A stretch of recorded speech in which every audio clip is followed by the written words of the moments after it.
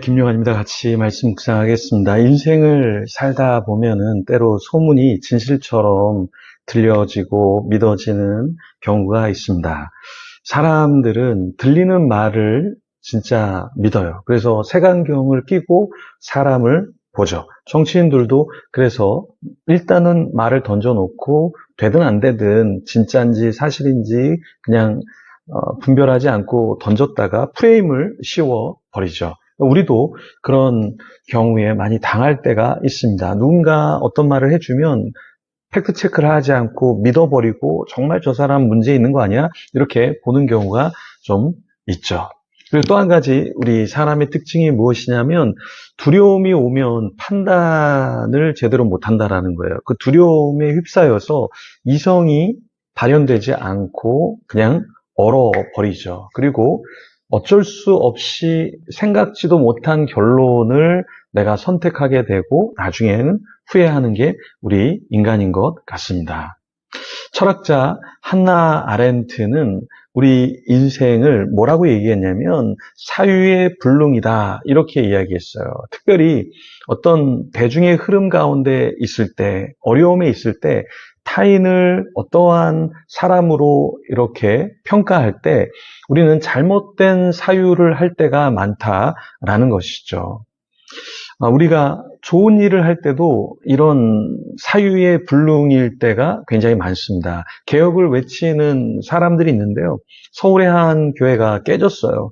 담임 목회자의 문제로 인해서 교회가 나눠졌습니다. 그래서 한쪽이 개혁, 교회를 좀 갱신하자 해서 갱신위원회가 만들어졌습니다. 그런데 이런 갱신위원회가 오래가지 못합니다. 왜냐하면 두 가지의 요인인데요. 첫 번째는 내부적인 요인이에요. 좀 더 과격하게 해야 되는 거 아니야? 좀 더 이렇게까지 해야 되는 거 아니야? 왜 이렇게 유순한 거야?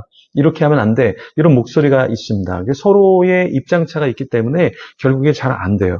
두 번째는 뭐냐면 바로 어떤 소문 또 두려움이 공동체를 감싸면 공동체가 그냥 와르르 무너진다라는 거예요. 그래서 금방 말씀드린 그 교회에도 법적인 싸움이 붙었는데 이쪽에서 이 갱신위원회의 앞에 있는 장로님들과 리더들에게 1억씩 법적으로 물리겠다. 이 이야기를 듣고 이 분들이 혹시 내가 져서 1억을 내야 되는 거 아니야? 라는 패닉이 생기면서 다 무너져 버렸습니다. 그래서 어떤 갱신위원회나 사람을 무너뜨릴 때 쓰는 방법 중에 하나가 뭐냐면 소문이에요, 소문. 안 좋은 소문을 계속 들리게 하고 또 하나는 뭐냐면 패닉 당하게 하는 거예요. 두려움에 빠지게 만드는 거예요.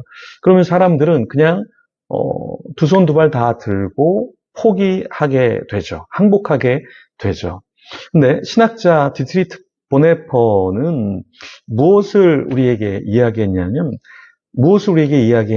값싼 은혜에 매몰되어 죽지 말라 이런 이야기를 했어요. 실제로 보네퍼는 미국에서 독일로 와서 항쟁을 하다가 결국에는 히틀러에 의해서 죽게 되죠. 그렇지만 그 자신이 값싼 은혜에 매몰돼서 그냥 미국에서 강의하다가 교수직 하다가 끝내는 것보다는 조국이 어려울 때 와서 내가 죽어지는 게 낫지 않을까 해서 자신을 던졌던 것이죠. 우리도 마찬가지입니다. 우리가 하나님 앞에 어떤 인생을 살아야 될까? 소문에 너무 연연해서 그것 때문에 여러분 마음 상하거나 우리가 쓰러져서는 안 되고요. 또 패닉 당하지 않도록 해야 됩니다. 멘탈 관리를 우리는 굉장히 잘 해야 하죠.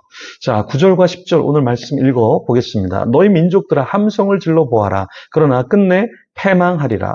너희 먼 나라 백성들아 들을 지니라. 너희 허리를 동이라. 그러나 끝내 패망하리라.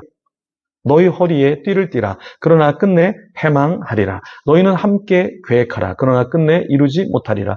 말을 해보아라. 끝내 시행되지 못하리라. 이는 하나님이 우리와 함께 계심이니라. 하나님은 왜 이방 민족들의 계획과 준비가 실패할 것이다 이렇게 말씀하셨죠. 하나님이 이스라엘과 함께 하시기 때문에 그 함께함으로 말미암아 임마누엘의 하나님의 역사로 말미암아 저들이 소문을 듣고 패닉 당하게 된다라는 거예요. 아무리 굳건하게 서려고 해도 하나님 앞에서 저들은 끝내 패망하게 된다라는 것입니다. 여러분, 우리가 신앙생활 한다는 건 하나님이 계시기 때문에, 하나님을 신뢰하기 때문에 우리가 문제에 매몰되지 않는다라는 거예요. 그런데 이 하나님을 믿지 않는 사람들은 붙잡을 그런 존재가 없잖아요. 영적인 버팀목이 되는 그런 하나님이 없기 때문에 마음이 무너져 버리죠. 불안하게 되죠. 염려하게 되죠. 물론 믿는 사람도 불안하고 염려하는 것은 사실이에요. 그렇지만 우리는 기도하다가 예배드리다가 어떤 믿음이 생기죠? 하나님이 계신데 내가 무너지겠어? 하나님이 계신데 내가 이렇게 있어서 되겠어? 툴툴 털고 일어나야지 하고 다시 일어나는 것이죠. 하나님이 계신 것 그 자체가 우리는 굉장히 큰 힘이 되죠. 하지만 이방 사람들은, 하나님 믿지 않는 사람들은 어떻습니까? 자신의 손, 자신의 마음, 자신의 몸이 강하지 않죠. 멘탈이 강하지 않습니다. 11절 말씀에 이렇게 말합니다. 여호와께서 강한 손으로 내게 알려주시며 이 백성의 길로 가지 말 것을 내게 깨우쳐 이르시되, 하나님께서 강한 손으로 이사야에게, 그 백성들에게 말씀해 주시고 붙잡아 주시고 이끌어 주신다라는 것입니다. 이것이 얼마나 큰 일인가. 우리는 하나님을 믿고 있기 때문에, 그러니까 건강을 가진 사람은 건강한 게 그렇게 대단한 게 아니죠. 돈이 많은 사람은 그 돈이 대단하게 느껴지지 않죠. 맛있는 걸 먹고 있는 사람은 먹고 있는 것 자체가 뭐 이게 대단해 이렇게 생각할 수 있어요. 하지만 정말 없을 때, 아플 때, 물질이 없을 때는 그것이 대단한 거잖아요. 우리가 하나님을 믿고 있기 때문에 때로 우리가 망각하는 게 있어요. 하나님을 믿기 때문에 우리가 담대하고 행복하고 하늘의 평안을 누리는 게 대단하다고 생각하지 않는 거예요. 하지만 이게 정말 기적 같은 일이죠. 웃을 수 있고, 감사할 수 있고, 우리가 행복할 수 있는 것, 하나님이 계시기 때문에 그 우리의 파운데이션이라고 그러죠. 어떤 기초가 하나님이기 때문에 그 위에 쌓여지는 모든 것들이 다 감사한 것이죠.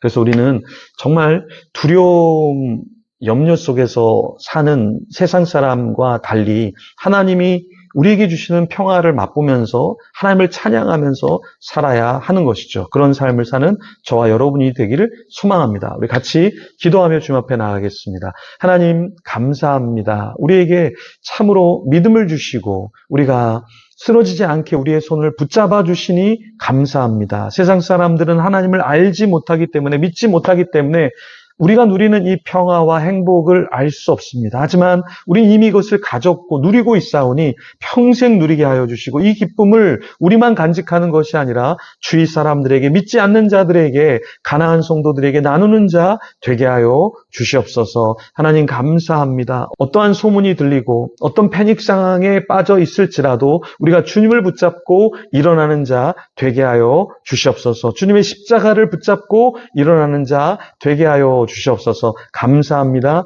예수님 이름으로 기도합니다. 아멘. 우리 기도하며 주님 앞에 나아가겠습니다.